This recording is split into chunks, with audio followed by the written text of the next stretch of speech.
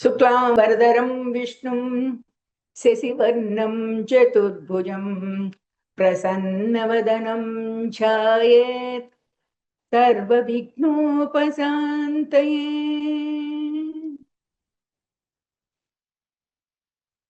అందరికీ నమస్కారం. గతంలో వాగ్గేయకారులు అనే అంశాన్ని తీసుకుని పురంధరదాసు నుంచి ఇప్పటిదాకా సంగీత సాహిత్యాలు ఎలా ప్రయాణం చేశాయని చాలా మనం ఎపిసోడ్స్ చేసుకున్నాం. భగవంతుడి కృప వలన శ్యామశాస్త్రి, ముత్తుస్వామి దీక్షితుల వారివి కూడా చాలా అందంగా, ఆనందంగా, భక్తిపూర్వకంగా వాటిని అన్నిటినీ నేను మీకు నాకు తెలిసినంత వరకు తెలియపరిచినంత తేటపరుతూ అన్నాడు కదా పోతన మహానుభావుడే. అలాగే నాకు ఎంత తెలిస్తే అది మీకు చెప్పగలిగాను. ఇవాళ రోజున మహానుభావుడు, కారణ జన్ముడు త్యాగరాజస్వామి గురించి చెప్దామని ఆశపడుతున్నాను. త్యాగరాజస్వామి వింటేనే శరీరం అంతా పులకించిపోతుంది. ఒక ఉన్నతమైన స్థితిని సంగీతంలో ఆయన చూడడం కాదు, మనకి చూపించారు. ఇలా చూడాలి, పాట అంటే ఇది, భావం అంటే ఇది అనేది, భక్తి అంటే ఇది ఒక రకం కాదు. సమస్త విషయాలని ఆయన తను జీర్ణించుకుని మనకి చూపించారు. ఇటువంటి త్యాగరాజస్వామి వారి గురించి మనం ఇవాళ చెప్పుకోవడం చాలా విశేషంగా నేను భావిస్తున్నాను. అసలు మన దేశంలో కొల్లగొట్టడానికి ఎన్ని సంపద ఉన్నాయో తెలదు. కొల్లగొట్టడానికి అంటే మన దేశం మీద దండయాత్ర చేసి పట్టుకెళ్ళిపోవచ్చు అని అనుకోవడానికి ఇది అది ఏం కాదు. చాలా సంపదలు ఉన్నాయి మన దగ్గర. ఆ రకంగా 12వ శతాబ్దంలో శారంగదేవుణ్ణి ఆస్థాన విద్వాంసునిగా పోషించిన దేవగిరి యాదవ రాజ్యం అల్లావుద్దీన్ ఖిల్జీ సేనానిగా వచ్చి, మాలికాఫర్ అతని పేరు, అతను వచ్చి దండయాత్రలు చేశాడు. అల్లావుద్దీన్ ఖిల్జీ సైనికుడి దగ్గర ఇతను కాస్త ఓడిపోయాడు. ఓడిపోయినప్పుడు మరి ఏం జరుగుతుంది?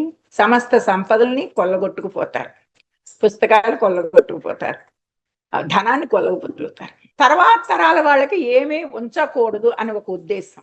ఆ రకంగా వాళ్ళు వెళ్ళినప్పుడు ఏమవుతుందంటే ధనము, బంగారము, సైన్యం, తర్వాత గుర్రాలు, ఏనుగులు, వీటిని అన్నిటినీ తోలుకుపోవడంతో పాటు మాలికాఫర్ ఏం చేశాడంటే అక్కడ ఆయన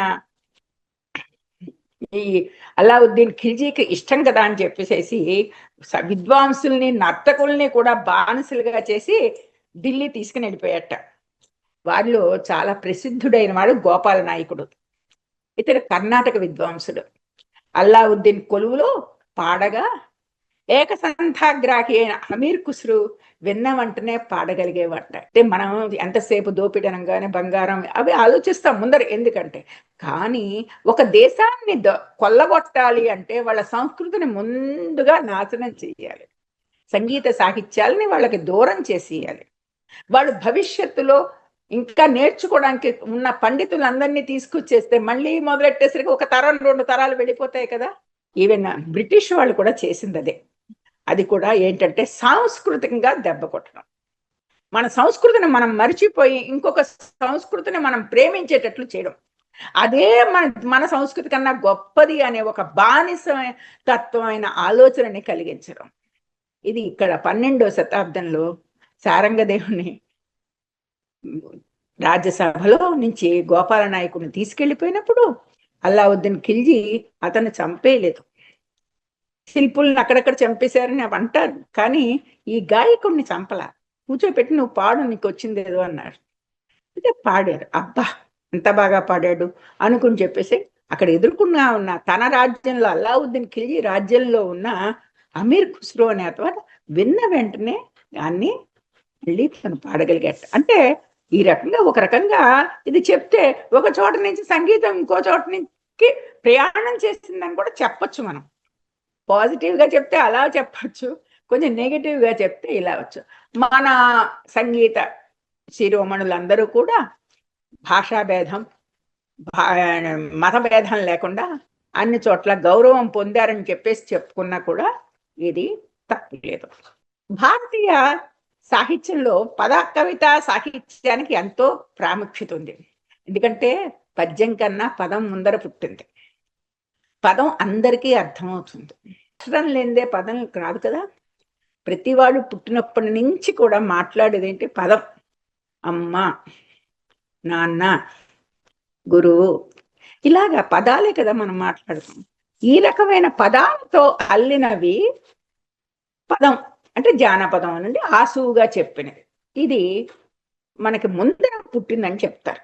ఎందుకనంటే పద్యం రాయాలంటే చాలా పాండిత్యం ఉండాలి, ఓ చోట చదువుకోవాలి, నేర్చుకోవాలి, సాధన చెయ్యాలి, ఛందస్సు తెలుసుకోవాలి, అప్పుడు పద్యం రాయడం వస్తుంది.